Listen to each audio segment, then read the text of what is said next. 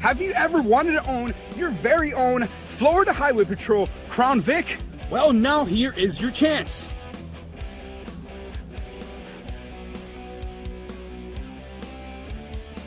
Now's your chance to own a rare, one-of-a-kind, custom Florida Highway Patrol 1/18 scale die-cast replica of my very own FHP Crown Vic.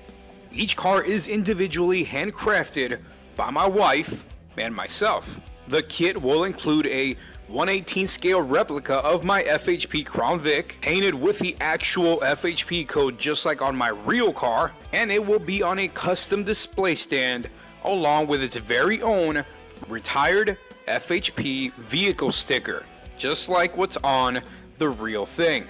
Signed picture of your car parked alongside my car will also be included as the cherry on top.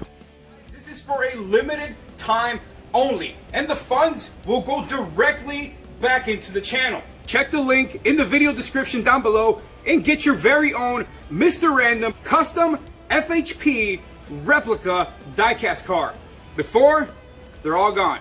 What is going on, YouTube? It's your boy Mr. Random, and in today's video we're going to be triggering a few people. We're going to be rustling a few feathers. We're going to be rubbing some people the wrong way, and that is because in today's video we're going to be doing a direct comparison between the Crown Victoria P71 and the Chevy Caprice 9C1. All right, now the way that I'm going to be doing this video is I'm going to be giving certain points for certain categories. There's going to be interior, exterior, performance, engine, handling, you name it, it's going to be covered today. We're going to compare between both of these iconic, legendary police cars. And I'm going to be issuing a point, like I said, for every category. And at the end of the video, we're going to see which one has the most points, essentially crowning a winner. All right, so we're going to start the video off simple. We're going to start with the small things and then make our way to the things that actually matter. So the first thing, the first comparison we're going to be doing is the interior. All right, so both of these cars have incredibly simple interiors. These are fleet cars. They're not meant to be luxurious. They're not meant to be comfortable. So we're going to start off with the P71 interior. And as you guys can see, it is very basic, very bare bones. There is your radio. The interior compared to the Caprice, as you guys will soon see, is a little bit cramped.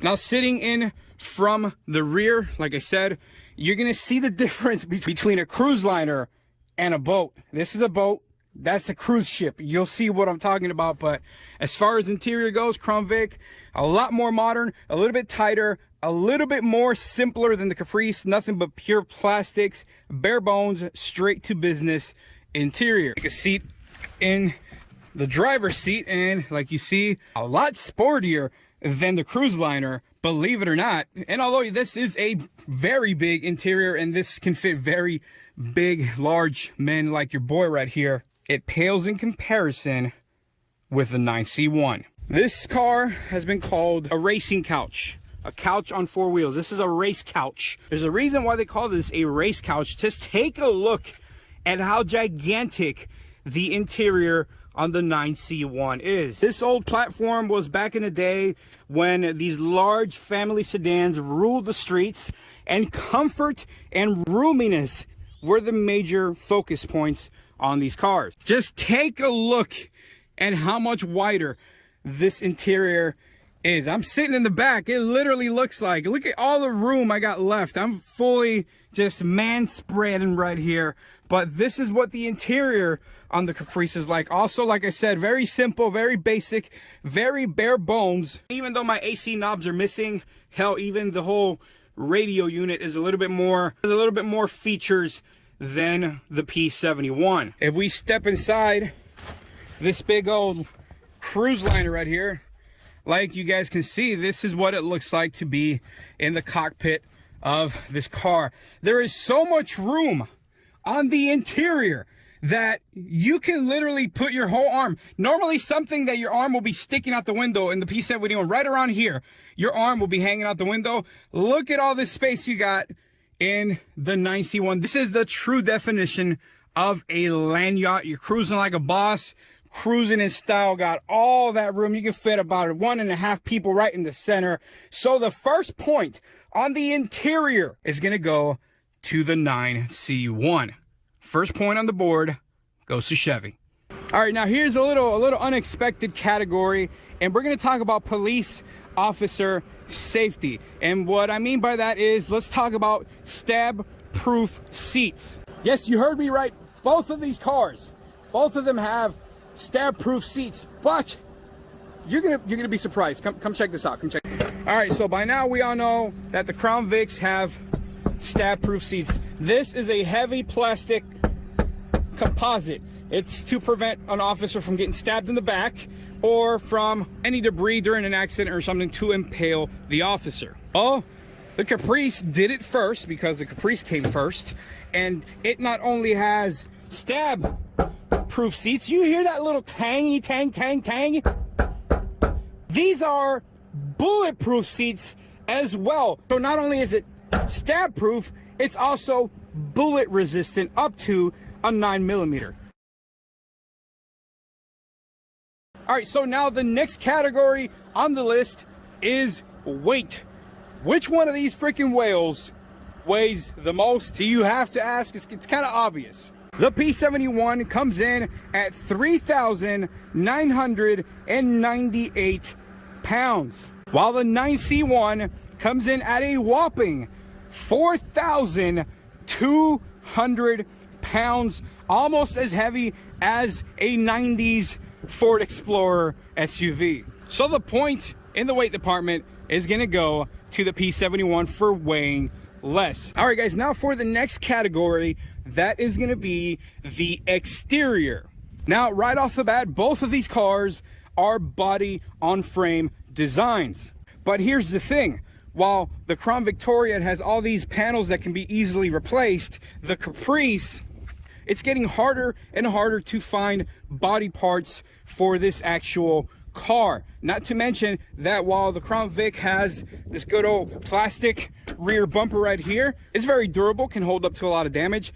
The Caprice rear panels right here is all made out of metal, and as you can see, they tend to rust. Good luck finding body parts for this car, as this car is getting harder and rarer as the years go by, compared to the millions and millions from 1998 to 2011 of these cars that were made, compared to, let's say, 93 to 96, because the 91 and 92 models had the little side skirt flare thingy. But if we want to talk about police equipment, there's like a million freaking push bar selections. They even made some rear push bars for these cars. When it comes to the Caprice, the push bar selection, it's very, very limited. As you guys can see with these rear push bars right here and the front push bars. But you want to know something? These weren't unique to the Caprice. These are actually from a Chevy truck that a lot of the police departments figured out they can actually retrofit it from a Chevy truck into the Caprice, because the push bar selection was so freaking limited for these cars. Whereas our P71s came with 1,000 different type of combinations and variations of push bars and police equipment and HD wraps and everything under the sun that you can throw on this car. Not only for that, but for the ease of finding body parts and body panels for these cars. And these things are just becoming nearly extinct when it comes to finding body parts. The Crown Victoria is going to take the point when it comes to exterior. Now, since we're talking about exterior, this isn't going to count towards any points, but I figured that since I have both cars out here, I'd give you guys a little bonus, and we're actually going to measure. We're going to see which one of these land yachts, which one of these freaking barges is longest. Let's go ahead and start with the Crown Vic. We're going to go ahead and take some measurements, and then of the Caprice, and we'll see which one of these things is the longest.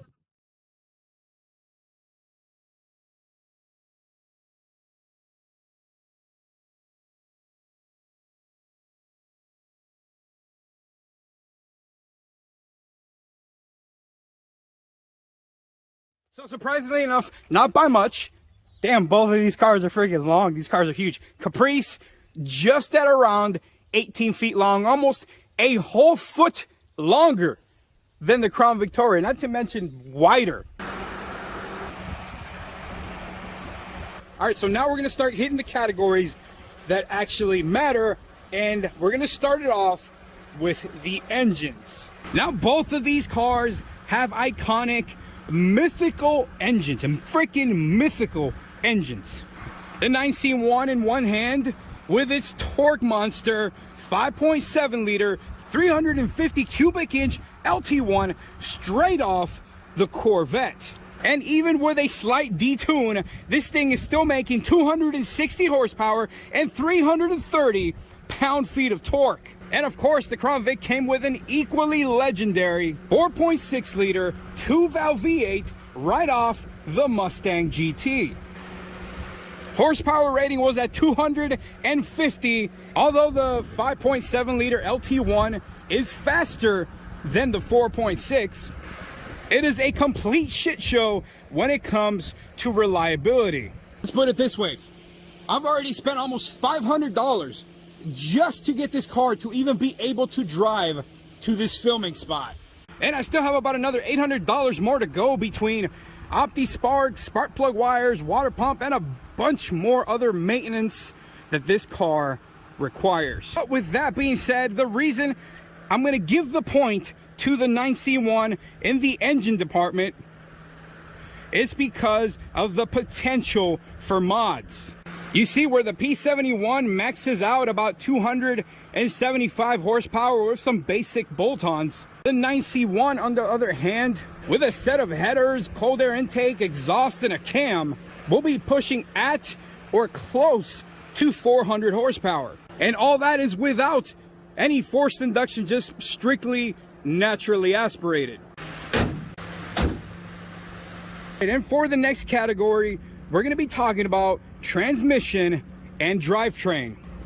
Now, let's talk about both of these cars, and frankly, any old cop car's Achilles heel, and that is having incredibly crappy transmissions. Whether it's the 4L60E found in the 9C1 or the 4R70W first gen transmission or 4R75W second gen transmission found on the P7. Yes, both of these cars featured life prolonging transmission coolers, but even that isn't enough to keep these things from being ticking time bomb. Now, the P71 does have the added benefit of having a rust-proof, lightweight aluminum drive shaft. I'm still gonna give the point to the 9C1, not only for the simple fact that it has a larger transmission cooler, but having owned multiple P71s, I can tell you that those transmissions usually tend to go out anywhere between 130 to 150,000 miles. And also, having owned a 94 Impala along with this 96 9C1, those trans didn't even start to go out until past 200,000 miles. This one's sitting at 201,000 miles, and it's still shifting smooth as butter. But it gets better. To add more insult to injury, this 9C1 comes with a 308 posi traction rear end. So that point is gonna go to the 9C1. Now on to the next category, and that is gonna be handling. With the P71s having heavy duty front lower control arms with stiffer rubber bushings and thicker aluminum, along with heavy duty shocks in the front and rear, with overall stiffer springs and large diameter front and rear sway bars, the P71 is light years ahead of the Caprice, even with its version of a police suspension as well. So this one's going to be a no-brainer, boys. The point's going to go to the Crown Vic.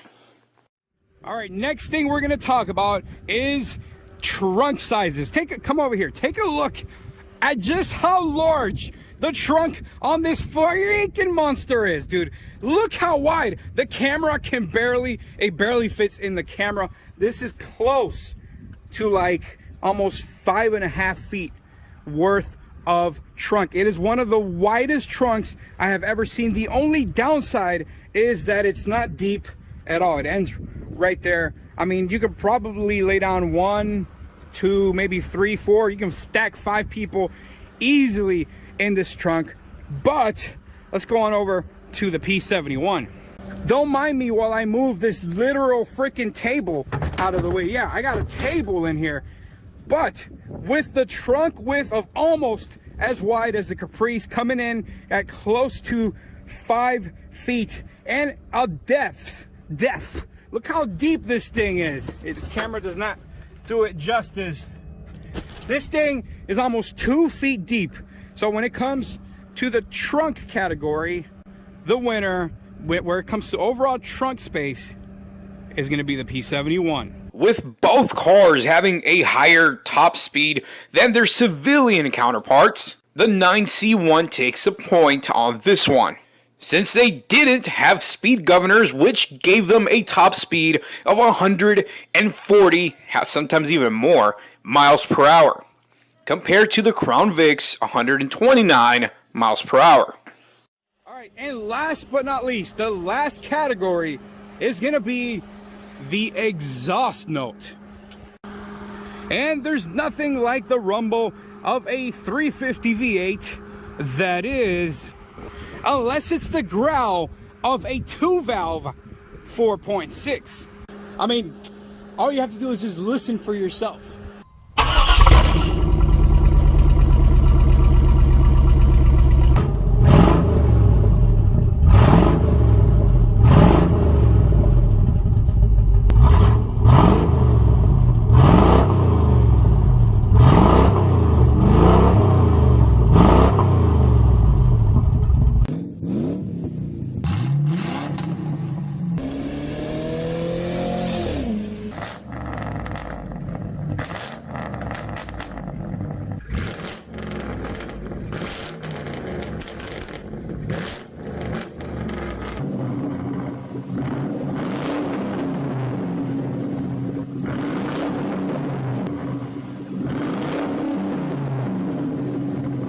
And that's why I'm giving the exhaust note point to the P71.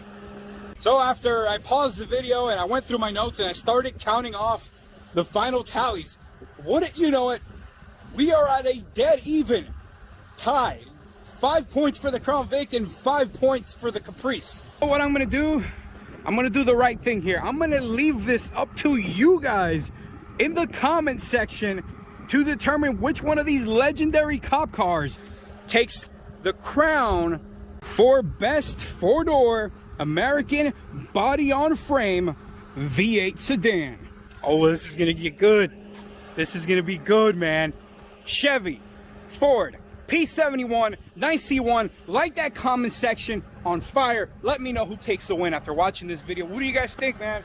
Either way, man, I got both of them. I'm a happy camper. It's your boy, Mr. Random. Catch me on the next video when I finally tune this freaking thing up, and we can race these cars head to head and just put my money where my mouth is, man. Here we go. Either way, I'll catch you guys on that video. Take it easy, man.